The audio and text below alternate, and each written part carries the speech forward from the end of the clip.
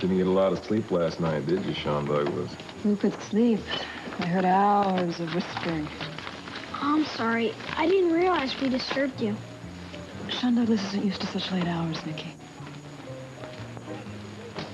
So you don't like your eggs, Nicky? I don't care for scrambled eggs in a restaurant. Aunt Vivian says you don't use real butter. Well, if Aunt Vivian says it so, it's got to be so. If it's all right with you, I should be getting home.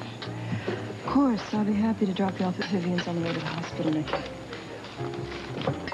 We're staying with Cousin Lawrence, you know. Yes, I know. Tell you what, if you're finished, I think we should get going. And Sean Douglas, you eat your eggs, even if they aren't cooked in butter. I'll get the check. Okay.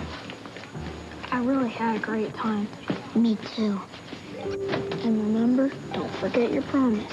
You know, about the first time we met. Don't worry, I won't say anything. Ever? Ever.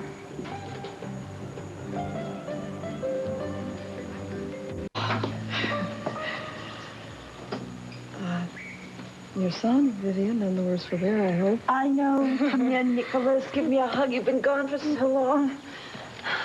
We stopped for breakfast. Oh, but he did not eat his breakfast. Oh, well, Cook will make you something, and I think you need to wash up. We'll excuse you. Yes, ma'am. Hey, wait a minute. Where are your manners? You were a guest overnight. Oh, sorry.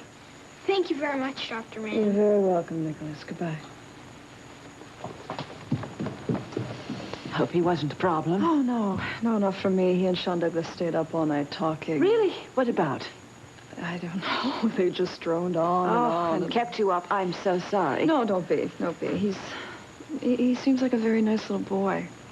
But I find his manner to be so formal. Yes. Well, maybe it's his schooling. Sometimes he's a bit withdrawn. Come say hello. Okay.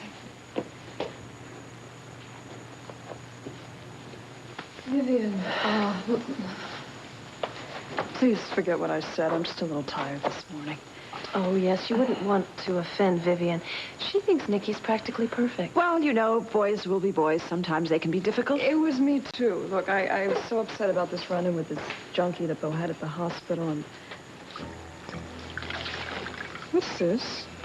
Oh, nothing. It's, my notes for the medical van project. I've kind of taken it on as a personal thing, and I really would like to offer my legal services. You know, you could use it for malpractice insurance and all. I thought Bo and I made it very clear that we didn't want your help. Well, Dr. Manning, isn't that a little petty? I mean, if I was ill, I would certainly come and ask you for medical advice. Well, that's because you can trust my professional ethic, Lisanne. Yes, well, your so-called ethics, isn't that what we met over? I love seeing you always, but I have to get back to the hospital. I understand. I'll have Nicky send you a perfect little thank you You know note. what? That's not necessary. Well, it's okay.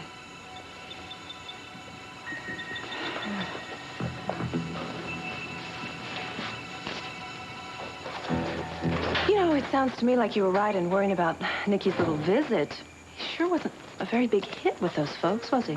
Well, Carly's a wonderful doctor, but she does lack a certain nurturing quality. Yes, well, that's not all she lacks. Can I have a cup of coffee? Pour it yourself.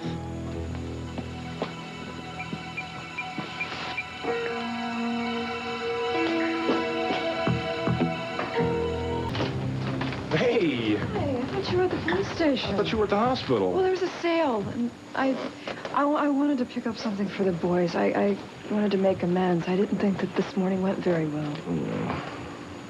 How was it over at Chez Alamein? Oh, I had a bad moment with Lisanne, and I probably offended Vivian. I doubt that. I'm kind of amazed she was able to bring up such a nice kid like Nicky. You like him? Yeah. I like him a lot. More importantly, Sean Douglas likes him. I take it you two didn't hit it off very well. I don't know why, but for some reason that little boy makes me uneasy, uncomfortable. I think the feeling's mutual, too. Hey, listen, nothing that a baseball game and a couple of hot dogs won't help. Besides, Sean Douglas really does like him. You know what? Do me a favor. Any plans that you make with the two of them in the future, just don't include me right now, okay? Speaking of plans, what do you say you and I make some plans, just the two of us, to go celebrate my graduation from the academy? It's worth celebrating. You're on. But right now, I have to go do some work on the med van, okay? Oh, okay. Dinner tonight. Date, like dancing, dinner, wear a dress, kind of? I'll be there.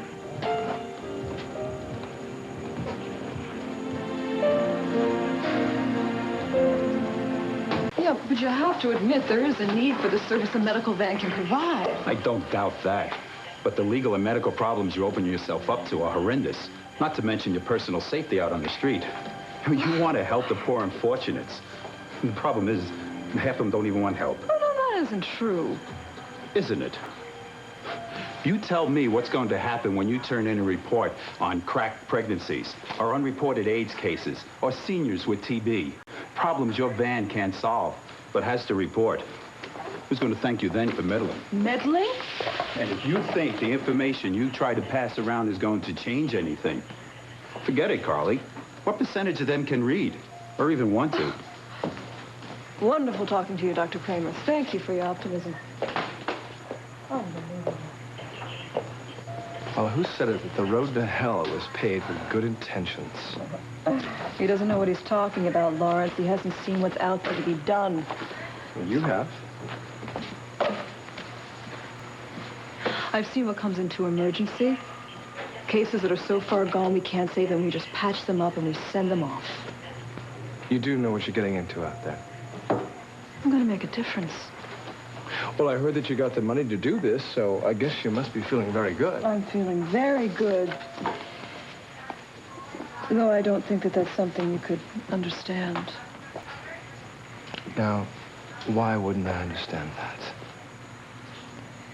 Because you see money as a way of controlling people, not saving them. Well, don't you control lives with medicine bought by money? You don't get it. You just don't get it. Well, I wish you all the best, and you have my blessings. I don't remember asking for it. Well, you didn't. I'm just offering it freely. Well, in that case, I take it to heart. Now, if you'll excuse me, I have a date with my fiancé. Fiancé? He's not your husband quite yet? Well, he will be soon enough. How soon? Or should I wait for my wedding invitation to arrive? Don't hold your breath. Oh, I won't.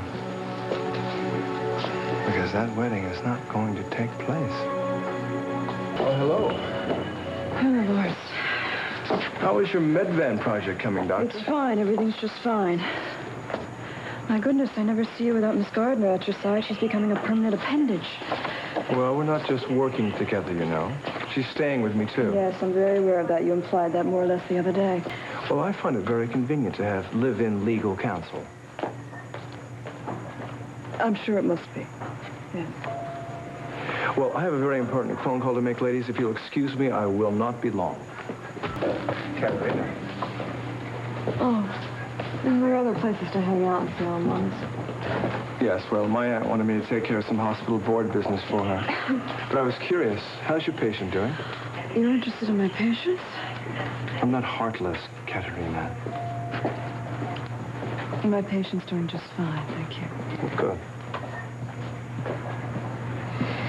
So, what happened to Miss Ann? Well, I decided to have my appendage, as you call her, removed. Oh, maybe that's why you're really here. You're recuperating from your loss. You really don't like her, do you? Why should I be any different from anybody else here? But you are, as far as I'm concerned.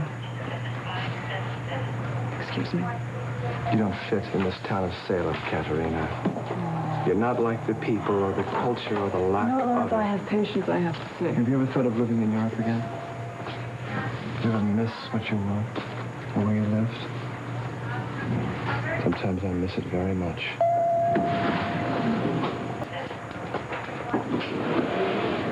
Would you excuse us? Of course. Why didn't you call? I had maybe 3 minutes to prep for surgery. I'm sorry. How did your graduation go? It was fine. The rest of the day, however, has not been so fine. What happened? Never mind. Let's get out of here, shall we?